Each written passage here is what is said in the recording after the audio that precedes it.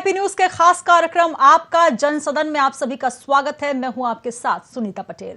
जून 2017 में देहरादून को केंद्र सरकार की स्मार्ट सिटी सूची में शामिल किया गया था। उत्तराखंड की राजधानी होने के कारण यह पर्यटन का भी एक प्रमुख केंद्र है। वहीं सरकार और जिला प्रशासन ने स्मार्ट सिटी को लेकर बड़े बड़े दावे और वादे किए थे। एक और मुख्यमंत्री द्वारा झंडे दिखाकर इलेक्ट्रिक गाड़ियों को रवाना किया जा रहा है, तो वहीं दूसरी ओर स्मार्ट सिटी के नाम पर राजधानी देहरादून के वासियों को सालों से अव्यवस्थाओं का सामना करना पड़ रहा है। उत्तराखंड में कई मुख्यमंत्री आए और गए, लेकिन हालत नहीं बदली। देहरादून की तस्वीर और तकदीर नहीं बदली, जो आज भी यथावत है। इसमें करोड़ों रुपए अभी तक खर्च हो चुके हैं, लेकिन अगर किसी का विकास हुआ है तो वह है कुछ नेता और ठेकेदारों का। अब सबकी निगाहें टिकी हुई हैं 2023 पर, जब शहर में स्मार्ट सिटी का यह काम पूरा हो जाएगा और राजधानी देहरादून स्मार्ट सिटी नजर आने लगेगी। इसी पर करेंगे चर्चा, लेकिन चर्चा से पहले आपको सुनवाते हैं कुछ देहरादून के वासियों की बातें, क्या कुछ उनका कहना है स्मार्ट सिटी को लेकर। पानी का तो बहुत हो गया, अब 1.5-2 महीने होने लगे जब से ये इसका खुदाई हुई है। उसके बाद ये जो नाली तोड़ के वो कर दिया, यहाँ से भी कनेक्शन नहीं दिया, वहाँ से पाइप खड़ा करके रखे हुए। पानी का बहुत मुश्किल हो रहा है। दिक्कत तो पानी का सबको समस्या है जी। यहाँ से हमें टैंकर मंगाना पड़ता है, टैंकर से पानी थोड़ा गुजारा चल रही है। बाकी जो है जो यहाँ का सरकारी नाली है वो बिल्कुल कंडम कर रही है। 13 महीना करीबन हो गया जब से ये खुदाई चालू हुआ, तब से लेकर ये नतीजा निकल रही है। तो देहरादून स्मार्ट सिटी लिमिटेड के अनुसार स्मार्ट सिटी के तमाम प्रोजेक्ट्स के लिए 100% टेंडर तो दे दिया गया है, लेकिन किस तरीके से काम हो रहा है और क्यों आखिर देहरादून स्मार्ट सिटी के तौर पर अभी नजर नहीं आ रहा है, ये तमाम मुद्दों पर हम चर्चा करेंगे। आइए एक परिचय करवा देती हूँ। इस वक्त उत्तराखंड स्टूडियो से कौन कौन से मेहमान हमारे साथ जुड़ रहे हैं। हमारे साथ जुड़ रहे हैं भाजपा से संजीव वर्मा जी। संजीव जी, बहुत स्वागत है, नमस्कार। नमस्कार जी। और साथ ही जुड़ रही है कांग्रेस से आम आदमी पार्टी संगीता शर्मा जी। संगीता जी नमस्कार, स्वागत है आपका। नमस्कार। नमस्कार। और कांग्रेस से शीशपाल बिष्ट जी जुड़ रहे हैं। शीशपाल जी, बहुत बहुत स्वागत है सर, नमस्कार। नमस्कार सुनीता जी, नमस्कार। सर, आपसे ही शुरुआत करना चाहूंगी, किस तरीके से देहरादून, क्योंकि स्मार्ट सिटी के तौर पर नवाजा के आज सौगात मिली, लेकिन क्या लगता है आपको तस्वीर और तकदीर कितनी बदलती नजर आ रही है? देखिए सुनीता जी, ये तो अभी शहर के वासी बता रहे थे, आप विजुअल में दिखा रहे थे जी, कि जिस प्रकार से 3 साल से इन्होंने इस देहरादून सिटी को एक तरीके से मैं कहूं कि अव्यवस्थाओं का बोलबाला है इस शहर के अंदर। अब इन्होंने एक एक सड़क, शहर की ऐसी कोई सड़क नहीं जो कि कई बार इन्होंने न खोदी हो, और हर बार काम अधूरा रह जाता है इनका, क्योंकि विभागों का आपस में कोई कोऑर्डिनेशन नहीं है। आप दूर न जाएं, शहर के बीचों बीच में परेड ग्राउंड यहाँ पड़ता है। परेड ग्राउंड के लिए इतने सबज बाग इन्होंने ये तस्वीर प्रस्तुत की थी कि न जाने ये क्या यहाँ कर देंगे इस शहर के अंदर। लेकिन सुनीता जी, कुछ नहीं हुआ, और अव्यवस्थाओं का आज आप परेड ग्राउंड के अंदर आप जाएंगे तो आप खुद कहेंगे कि ये इस शहर में इन्होंने क्या कर दिया है। जगह जगह से जो है कोई रोड मैप, कोई विजन इनका नहीं है स्मार्ट सिटी के नाम पर। और मजेदार बात ये है कि 1,500 करोड़ रुपया अब तक स्मार्ट सिटी पे खर्च किया जा चुका है लगभग। और इन्होंने जब इसका उद्घाटन किया था, जब बड़े रिबन काटे थे, बड़े बड़े झंडे दिखाए थे, शहर को जो सपने दिखाए थे कि ये पर्यटन का मुख्य केंद्र होगा और पता नहीं क्या क्या होगा, लेकिन आप देखिए एक बरसात में, पहली बरसात में देहरादून का ये हाल था कि किसी सड़क पे आप निकल नहीं सकते, नालियां नहीं है, ड्रेनेज का कोई सिस्टम नहीं है। और स्मार्ट सिटी की हर बैठक में इनके कमिश्नर और स्मार्ट सिटी के सीईओ दोनों अलग अलग हिदायतें देते हैं, दुनिया भर के आदेश पारित करते हैं कि पता नहीं क्या क्या हो जाएगा, लेकिन अभी तक किसी भी आदेश का शहर में पालन होता दिखाई नहीं दिया। और मजेदार बात है कि नगर निगम, पावर कारपोरेशन और जल निगम, तीनों के अंदर कोई कोऑर्डिनेशन नहीं, सब अलग अलग सड़कें खोदते हैं, काम अधूरा छोड़ देते हैं। रात दिन जो है एक्सीडेंट का, दुर्घटना का भय वहां पर बना रहता है, दुनिया भर की दुर्घटनाएं होती भी हैं।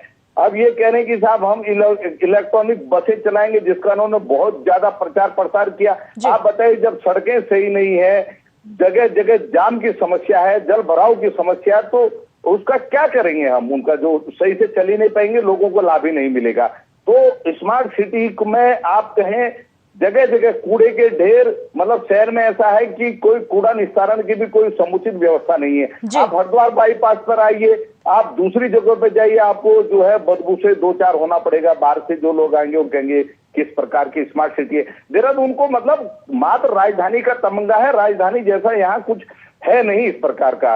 स्मार्ट सिटी के केवल सपने लोगों ने देखे। 2017 में ये जो है केंद्र की स्मार्ट सिटी की सूची में जब से शामिल हुआ, लोग सपने और सपने ही देखते रहे। एक हो उदाहरण सुनीता जी मैं देना चाहूंगा, तो गैस पाइपलाइन के लिए इन्होंने लोगों को सपने दिखाए। और आपको पता होगा धर्मपुर क्षेत्र में 5 साल पहले गैस पाइपलाइन की फिटिंग हो गई, कई जगहों पर अभी तक हो रही है। तो पता नहीं मतलब किस गति से स्मार्ट सिटी का जो है काम बढ़ेगा। इन्होंने पहले स्मार्ट सिटी के कामों को पूरा करने के लिए शहर को आश्वासन दिया कि हम जून 2022 तक इसको पूरा कर लेंगे। अब ये मार्च 2023 तक इसको पूरा करने की बात कर रहे हैं। लेकिन आप लिख के लीजिए, आज ये डिबेट में मैं कह रहा हूं कि ये अगले 3 सालों में भी इस काम को पूरा नहीं करेंगे। जी चलिए, बहुत सारी बातें शीशपाल बिष्ट जी ने बता दी और संजीव वर्मा जी बड़े पेशेंस के साथ सुन रहे थे। गति देनी थी लेकिन दुर्गति नजर आ रही है। संजीव वर्मा जी, आखिर ऐसा क्यों? क्योंकि 2017 में स्मार्ट सिटीज का तमगा तो दे दिया गया, सौगात तो दे दी और आपने 2022 में अवार्ड भी इसे नवाज दिया, लेकिन कहीं ना कहीं जिस तरीके से जो गति मिलनी चाहिए थी, जिस तरीके से स्मार्ट सिटी का काम होना चाहिए था, वो स्मार्टनेस विभाग में नजर नहीं आई। आखिर क्यों सरकार इस पूरे मामले में कहीं ना कहीं कमतर नजर आ रही है? या फिर इस तरीके से कहा जाए कि जो विभागों को लेकर बार बार बात सामने आ रही है कि सामंजस्य नहीं है, ऐसा क्यों? सुनीता जी, सबसे पहले तो मेरे कांग्रेस के भाइयों को अपने चश्मे का नंबर चेंज कराना चाहिए, जिससे इनको विकास दिखाई नहीं देता, जिससे इनको ये नहीं दिखाई देता कि पूरे शहर में गहरा सीवर का काम कंप्लीट हो चुका है, जिससे इनको ये नहीं दिखाई देता कि पूरा शहर अंडरग्राउंड इलेक्ट्रिक केबलिंग से जुड़ गया है, जिससे इनको ये नहीं दिखाई देता कि सड़कों के दोनों साइडों में डक्ट्स बन चुकी हैं, जिसमें बिजली हो, पानी हो, जिसमें किसी भी प्रकार की कोई भी पहले हुआ करता था कि आज सड़क बनी और 3 दिन 4 दिन पहले कोई भी विभाग अपना गेती फावड़ा लेके आ जाता था और सड़कों को दोबारा खोद जाता था। आज हमने प्रॉपर अगले 20 सालों का एक रोड मैप दिमाग में एक फ्रेम वर्क करके सड़कों के दोनों साइडों में एक प्रॉपर डक्ट्स बनाई है। जितनी भी केबलिंग होगी वो उन डक्ट्स के अंदर चलेंगी, सड़क को बिल्कुल काटा नहीं जाएगा, खोदा नहीं जाएगा। तो उसके बाद पूरे शहर के अंदर जो ड्रेनेज सिस्टम है हमने पूरी तरह से प्रॉपर किया। जो वर्षों से बंद पड़ी और जो कोई नालियां थी उनको खोलने का काम हमने बरसात से पूर्व ही कर दिया था। और उसके बाद जो शहर के अंदर हम लोग प्रदूषण से मुक्ति दिलाने के लिए इलेक्ट्रिक बसों का हम लोगों ने संचालन किया। प्रॉपर चमचमाती हुई सड़कें हैं और जिस तरह से इंटरनेशनल स्तर की एक विश्व स्तरीय एक लाइब्रेरी का जो लगभग 90% उसमें काम कंप्लीट हो गया है, लैंसडाउन चौक पर बनाई गई है और साथ ही वाटर ATM जगह जगह बनाए गए हैं और स्मार्ट टॉयलेट्स की हम लोगों ने व्यवस्था करी है, बन चुके हैं। और पूरा परेड ग्राउंड पे वॉकिंग ट्रैक्स बनाए गए हैं जो सुबह लोग अपने स्वास्थ्य को बेहतर बना सके, उसके लिए गांधी पार्क में वॉकिंग ट्रैक्स बनाए गए हैं और रबर के ट्रैक्स बनाए गए हैं जिसमें चलने में भी आनंद आता है और शरीर के लिए भी वो एक एक्यूपेंचर वाली के ऊपर हमने वो वॉकिंग ट्रैक्स बनाए हैं। ओपन जिम का हम लोगों ने निर्माण किया है। लेकिन विडंबना है कि मेरे कांग्रेस के भाइयों को, तमाम विपक्ष को, संजीव जी सिर्फ कांग्रेस को नहीं, वहाँ की जनता को भी ये दिख रहा है। आपने बातचीत सुनी होगी, जो आम जनता है वहां पर भी हमने बातचीत की, कुछ तस्वीरें भी हम तक आई हैं जो आपने बात की। यहाँ पर सुन लीजिए सर, वाटर ATM की बात की है, बॉटल क्रश मशीन जो है, ये तमाम स्कीम्स तो बनाई गई हैं, लेकिन कार्य जिस तरीके से होना चाहिए था, क्रियान्वयन उस तरीके से नहीं हो पा रहा है। और DSCL जो है वो स्वयं आरोप लगा रहा है कि NOC समय से नहीं मिल पाती, जो अंडरग्राउंड यूटिलिटी लाइंस है वहां पर उनको लेकर जो काम होना चाहिए जल्दी, वो तमाम विभाग है जिसमें जल संस्थान, जल निगम, UPCL, PWD, नगर निगम, ये तमाम विभाग जो है कहीं ना कहीं NOC को लेकर यहाँ पर हिला हवाली करते हैं और यही वजह है कि जो काम होना चाहिए वो गति नहीं मिल पा रही है। सुनीता जी, देखिए, काम बहुत तेजी के साथ हुआ, लेकिन सबको ज्ञान है इस बात का कि पिछले 2 साल पूरी तरह से कोरोना की भेंट चढ़ गए और कोरोना की वजह से काम की थोड़ी पेंडेंसी हुई है। इस चीज को हम स्वीकार करते हैं, लेकिन साथ ही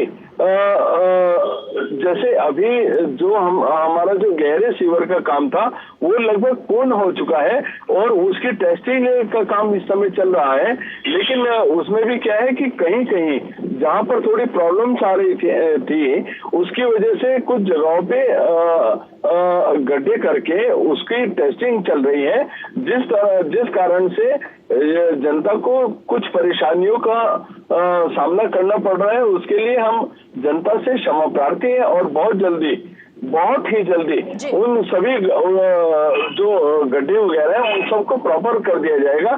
जिस प्रकार से फुटपाथ बनाए गए हैं, जिस प्रकार से स्मार्ट पार्किंग का पूरी तरह से निर्माण किया गया है, तो पूरे शहर को स्मार्ट सिटी और एक स्मार्ट वातावरण मिले। और जिस प्रकार से मेरे विपक्ष के भाई लगातार एक तरह से खराब छवि उत्तराखंड की और उत्तराखंड की राजधानी की बनाने का काम कर रहे हैं, मैं सोचता हूँ बहुत ही निंदनीय है और इन लोगों को शर्म आनी चाहिए। उत्तराखंड को आप लोगों को मैं सोचता हूँ महिमा मंडित करना चाहिए। आप उत्तराखंड को हमेशा डिग्रेड करने का काम करते हैं। आप उत्तराखंड के शत्रु का भूमिका पूरी तरह से हर समय निभाते हैं। विपक्ष का मतलब ये नहीं कि हर समय विपक्ष अगर आलोचना करके आपको कार्यों की गति नहीं बताएगा तो कहीं ना कहीं विपक्ष का काम भी पूरा नहीं होता। और ये शिषपाल जी मैं आपके पास आऊंगी, हमारे साथ संगीता जी बहुत देर से जुड़ी हुई है। संगीता शर्मा जी क्या कहेंगी, जो तस्वीरें हम देख पा रहे हैं, जो कि आम जनता देख रही है, आप इन तस्वीरों से और जो तस्वीर संजीव वर्मा जी इस वक्त टीवी स्क्रीन पर हमें बता रहे हैं उससे कितनी सहमत नजर आ रही है? सुनीता जी देखिए, आपके विजुअल में भी हमने देखा और लगातार जो लोग बात कर रहे हैं वो भी हम सुन रहे थे जी। तो संजीव वर्मा जी देखिए, महिमा मंडित करने में तो भाजपा सबसे आगे है, उसमें कोई दो राय नहीं है। इनसे जितना महिमा मंडल करवा लो। और दूसरी चीज इन्होंने कहा चश्मे का नंबर, तो देखिए ये हर बार यही कहते हैं कि चश्मे का नंबर बदलने की जरूरत है। तो देखिए मुझे तो लगता है कि भाजपा वालों को ज्यादा चश्मे का नंबर बदलने की जरूरत है, क्योंकि आप उस चीज को दिखा रहे हैं, मीडिया उसको दिखा रहा है, वहां की जनता कह रही है, विपक्ष कह रहा है, लेकिन इनको दिखाई नहीं दे रहा। इसका मतलब सबके चश्मे का नंबर ठीक है, इनके चश्मे का नंबर ज्यादा हो गया। तो पहले तो चश्मा भाजपा को बदलना चाहिए। दूसरी चीज देखिए, इन्होंने बात की वाटर ATM, 24 वाटर ATM इन्होंने लगाए हैं, उसमें से कितने में कर्मचारी हैं और कितनों में पानी आ रहा है ये इनको ज्यादा पता होगा। दूसरी चीज मैं कहूंगी कि कौन स्मार्ट बना, तो वहाँ के नेता और ठेकेदार तो जरूर स्मार्ट बन गए, लेकिन हमारी जो देहरादून की सिटी थी वो स्मार्ट नहीं बनी। दूसरी चीज इन्होंने कहा कि हम उत्तराखंड के विरोधी हैं, हम उत्तराखंड के बारे में गलत बोलते हैं। तो देखिए महिमा मंडल तो ये खुद कर लेंगे, अपनी गुणगान खुद कर लेंगे। हमारा विपक्ष का काम है इनको कमियां बताना। तो एक अच्छा विपक्ष वही है जो कमियों को बताए और एक सत्ता पक्ष वही है जो कमियों को सुने और उसको स्वीकार करके उस पर काम करे। तभी उत्तराखंड का भला हो सकता है और तभी देश का भी भला हो सकता है, तभी कार्य आगे को बढ़ेंगे। जिस तरह से वहाँ इस समय चल रहा है, बरसात के मौसम में देखिए क्या हाल इस समय देहरादून का हो रखा है स्मार्ट सिटी के कारण। आपने जगह जगह खोल दिया, पता था बरसात आने वाली है, तो आप उस काम को पहले पूरा क्यों नहीं करते? आप नीचे स्तर पे काम कीजिए, आप उनको पूरा कीजिए। आपने CEO कितने बदल दिए पिछले 3.5 साल में, आप ये बताइए। 5 से ज्यादा वहाँ CEO बदल चुके हैं, लेकिन काम इनका कुछ नहीं होता। बस इनको बड़े बड़े होर्डिंग बैनर पोस्टर लगाने हैं, अपनी वाहवाही लेनी है और धरातल पर दिल्ली में ये काम बड़े होर्डिंग लगाने का काम केजरीवाल करता है दिल्ली में। दिल्ली में केजरीवाल करता है बड़े बड़े आदत नहीं है, लगाने का काम। तो बैठ गए, लेकिन इन्हें अपनी कमियां सुनने की भी आदत नहीं है। सुन लीजिए, आपका समय था, आपने बोल लिया, अब हमें भी सुन लीजिए थोड़ा सा। तो जो वहाँ का बुरा हाल इस समय है सुनीता जी, चाहे आप वहाँ कीचड़ देख लीजिए, गड्ढे देख लीजिए, बरसात में लोग निकल नहीं पा रहे हैं। तो ऐसा तो देहरादून का हाल है, और इन्होंने स्मार्ट सिटी उसे बना दिया। तो लेकिन संगीता जी, संजीव जी ने यहाँ पर अपनी बात रखते हुए कहा कि जो कोविड काल था उसकी वजह से उनको वक्त नहीं मिल पाया। पहले कांग्रेस की सरकार रही है, उसके बाद बीजेपी की सरकार रही है, लेकिन क्या सिर्फ कोविड काल का ही समय गिना जाए? देखिए, कोविड काल की वजह से सुनीता जी वक्त नहीं मिल पाया, लेकिन जब हम एक चुनाव कोविड काल के दौरान लड़ सकते हैं, हम अपनी पूरी तैयारी के साथ चुनाव लड़ सकते हैं, तो क्या हम परियोजनाओं को धरातल पर नहीं उतार सकते?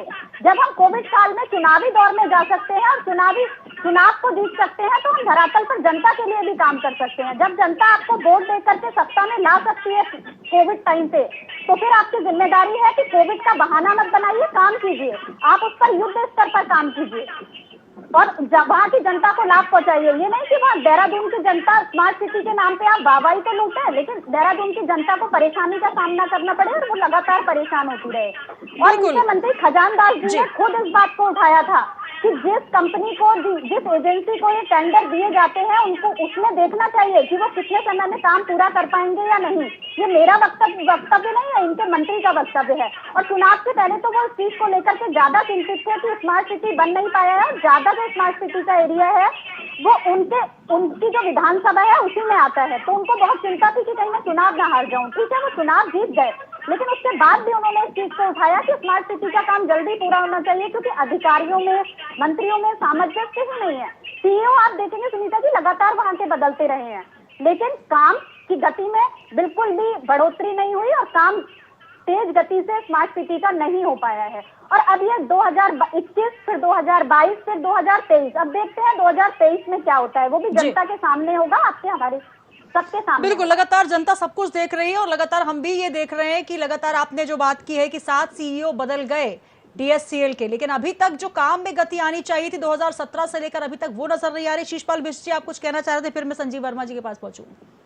देखिए सुनीता जी, संजीव वर्मा जी ने अपनी बात में बहुत लंबी चौड़ी बातें की, और क्योंकि संगीता जी भी पहले जवाब दे चुकी हैं, ये चश्मे का नंबर बदलने की बात है, और इस बात से मैं सहमत हूं कि सबसे पहले ये चश्मे बदले और अपने सभी नेताओं को बंटवाएं कि ये ढंग से शहर की समस्याओं को देख नहीं पा रहे हैं। पता नहीं इनको क्या इस प्रकार की बीमारी हो गई है। अब ये आज भी कल बारिश हो जाए, इनको भी साथ ले लो, शहर के जिस चौराहे पे आप बोलो मैं साथ में खड़ा हो जाता हूँ, अगर वहां से कोई निकल जाएगा, अगर चल जाएगा। ये कह रहे हैं कि इतना काम इन्होंने कर दिया। शहर के अंदर कोई ड्रेनेज का सिस्टम नहीं है, सारी आप जिस मर्जी गली से निकल लो।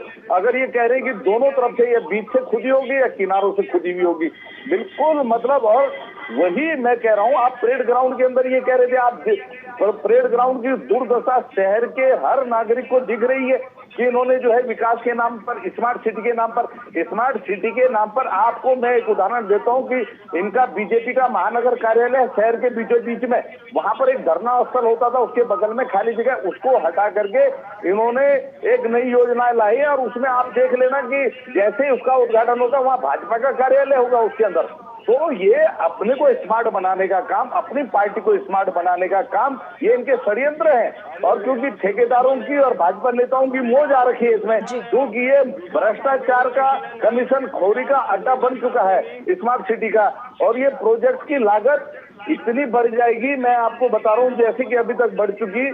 तो ये मैंने कहा अगले 3 सालों में इस काम को पूरा नहीं कर पाएंगे, ये गारंटी आप ले लीजिए। मार्च 2023 की डेडलाइन आगे 2024 हो जाएगी, 2025 हो जाएगी। अगर शहर में कुछ स्मार्ट आपको अगर दिखाई दे, मुझे भी दिखाएं, और अगर यही कहीं दिखा देंगे कहां पर क्या स्मार्ट हुआ है, तो मैं मान जाऊंगा कि संजीव वर्मा जी जो है इस शहर के हित की बात, इस शहर के लोगों के हित की बात करने वाले नेता हैं। क्योंकि ये केवल पार्टी का इनको नजरिया रखना है, अपने पार्टी के एजेंडे पर इनको बोलना, तो इसलिए कह रहे हैं कि यहाँ पर ये हो गया। हम आलोचना नहीं कर रहे हैं, हम शहर की जो वास्तविक स्थिति वो कह रहे हैं। हम भी चाहते हैं हमारा शहर स्मार्ट हो। वैसे तो प्रधानमंत्री जी ने कहा था कि 100 नए स्मार्ट शहर बसाएंगे शहर में, लेकिन उन्होंने पुरानी पेंट पे जो है ताले लगाने का काम जो किया, पुरानी पेंट को जो रफू कर रहे हैं जगह जगह पुरानी सिटियों को, लेकिन वो काम भी ये ढंग से नहीं कर पा रहे हैं। तो ये ये लोग तो जो कहते हैं वो कभी नहीं करते और जो करते हैं वो कभी बोलते नहीं है। तो ये भाजपा की चलिए मैं जवाब ले लेती हूँ संजीव जी से। नीति में विजन में बहुत बड़ा फर्क आ गया है। ये केवल येन केन प्रकार जो है अपनी बात को सिद्ध करना चाहते हैं, सही साबित करना चाहते हैं। ये स्मार्ट की बात, बड़े बड़े होर्डिंगों की बात कर रही थी। मैं संजीव वर्मा जी को याद दिलाना चाहूंगा कि आपके 4 माह के मुख्यमंत्री अभी पिछले चुनाव से पहले आए, उन्होंने 4 महीने में 60 करोड़ से ज्यादा के विज्ञापनों से पूरे शहर को, उत्तराखंड को पाट डाला, बड़े बड़े होर्डिंगों से। तो सरकारी धन का किस प्रकार से दुरुपयोग किया करना है, ये इनसे बेहतर कोई नहीं जानता। भारतीय जनता पार्टी को उसका किस तरीके से लाभ मिले सरकारी योजनाओं का, उसके ही महिमा मंडल में इनका पूरा सरकारी तंत्र, इनकी पूरी जी बहुत सारे आरोप लगा लिए आपने। चलिए इतनी लंबी लिस्ट है, मैं संजीव जी का भी रुख कर लेती हूँ। संजीव जी, जिस प्रकार से बात करें उत्तराखंड देवभूमि, जहां पर टूरिस्ट हब बनाने की बात होती है, जिसको कहा जाता है कि इसको इस तरीके से उद्धार किया जाएगा, इस तरीके से विस्तार किया जाएगा ताकि 4 धाम यात्रा के लिए लोग वहां पर आते हैं, और किसी भी राज्य की जो राजधानी होती है वो उसका आईना होती है कि किस तरीके से आगे अगर हम कदम रखेंगे, अगर हम जा रहे हैं यहां से, तो किस तरीके से आगे दूसरे राज्यों को हम बताएंगे कि वाकई उत्तराखंड की राजधानी इतनी खूबसूरत है। स्मार्ट सिटी घोषित तो आपने कर दिया, इसकी सौगात तो आपने दे दी, वो आपने दृश्य दिखा दिया या दिवा स्वप्न दिखा दिया, लेकिन जिस प्रकार से संगीता जी कह रही हैं कि 2017 से डीएससीएल की 7 सीईओ बदल गई हैं, अभी जुलाई में ही सोनिका जी आई हुई आईएएस, अब उसके बाद 7 सीईओ बदलने का पहली बात तो मतलब क्या वो काम नहीं कर पा रहे थे, या अगर जिस तरीके से डीएससीएल को काम करना चाहिए वो नहीं हो पा रहा था, और जिस लागत से प्रोजेक्ट की शुरुआत हुई अब धीरे धीरे वो प्रोजेक्ट की लागत भी बढ़ती जा रही है। तमाम तरीके की अड़चने हैं, तमाम तरीके के सवाल हैं, और लगातार अगर विपक्ष निशाना साध रहा है तो निश्चित तौर पर चश्मा आपको भी साफ करना होगा। संजीव जी। सुनीता जी, मैं बारी बारी बात का जवाब देता हूँ। पहली बात तो बात रही विकास की, तो कांग्रेस पार्टी ने न कभी विकास किया, न इन लोगों को विकास अच्छा लगता है, ना इनको विकास देखने की आदत है, और जहाँ विकास होता है वहाँ इनकी आंखें मूंद जाती हैं। विकास ये लोग देखना चाहते नहीं, वहाँ इन लोगों को दृष्टि दोष हो जाता है। और बात रही प्रोजेक्ट की लागत की, तो हमारे भारतीय जनता पार्टी के शासनकाल में तमाम जितने भी प्रोजेक्ट्स होते हैं सभी टाइम बाउंड होते हैं, और सभी टाइम फ्रेम, एक निश्चित टाइम बाउंडेशन क्रॉस हो रही है सर, इसीलिए तो बात हो रही है। अब एक साल का समय बचा हुआ है। सुनीता जी प्लीज बोलने दीजिए, प्लीज। जितने भी हमारे काम होते हैं सभी टाइम फ्रेम, टाइम बाउंड होते हैं, और जितनी हम लोग लागत निश्चित करते हैं उस लागत से भी कम उसके ऊपर खर्चा होता है। उसके मैं आपको कई सारे उदाहरण दे सकता हूँ, जैसे हमारा ये हरिद्वार रोड का फ्लाईओवर है, वो लागत से कम पैसों में तैयार हुआ, जितना समय हमने बोला था उससे जल्दी तैयार हुआ। आप डाट खाली की जो टनल है वो समय से पूर्व हम लोगों ने तैयार करवाई, जितना उसका बजट था उससे कम पैसों में तैयार हुई। ये और इस तरह के कई सारे ऐसे प्रोजेक्ट्स हैं। आप ऑल वेदर रोड्स में जाइए, चाहे जितने भी हमारे काम इस समय वर्तमान में चल रहे हैं, जो काम पाइपलाइन में, जो काम पाइपलाइन में है, 8 लोग उसके नीचे दब गए, वो भी याद दिला दीजिए। क्या जो अभी ऋषिकेश बद्रीनाथ राजमार्ग पर सैटरिंग गिरी, जो आप पुल का निर्माण करा रहे थे, उसको भी याद दिला दीजिए, जिसमें 8 लोग दब गए थे और 2 की मौत भी हो गई थी। वो भी आप ही के कार्यकाल में हो रहा है, दूसरे के कार्यकाल में नहीं हो रहा है। सुनीता जी देखिए, हमारे कांग्रेस के और आम आदमी पार्टी के जो ये भाई बहन बैठे हैं, इन लोगों को जब किसी का बुरा होता है तो इन लोगों को उस पे खिल्ली उड़ाने की एक आदत से पड़ गई है।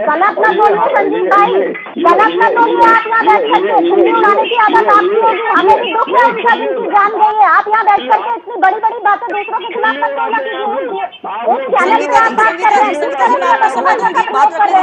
हमारे उत्तराखंड के भाई बहनों की जान जा रही है, हम खिल्ली उड़ाएंगे, रहेंगे आप कौन बात कर रहे हैं? और हिंदू रहेंगे बड़े उत्तराखंड के भाई बहन की जान जाएंगे। आप ऐसे लोगों को टेका देते हैं जो भ्रष्टाचार करते हैं, उसमें आप बात कर रहे हैं हिंदू रहेंगे उत्तराखंड। आपके संविधान में उत्तराखंड हमारा भी उत्तराखंड कितना अच्छा है।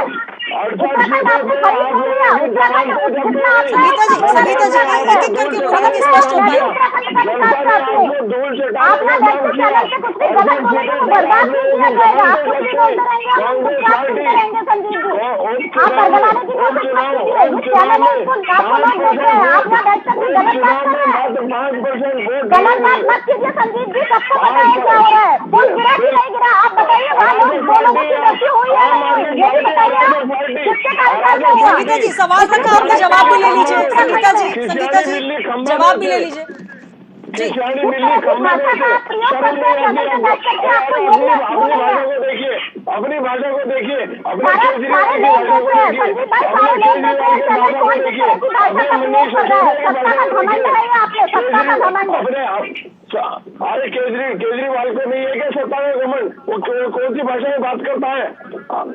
आप लोगों को शर्म नहीं आती है क्या? संगीता जी महत्वपूर्ण प्रोजेक्ट पर बात हो रही है, जहां पर जिम्मेदार अपने जवाब दे रहे हैं। थोड़ा बात सुन लीजिए, उसके बाद मैं आपके पास आऊंगी। संगीता जी पेशेंस रखिए। जी संजीव जी।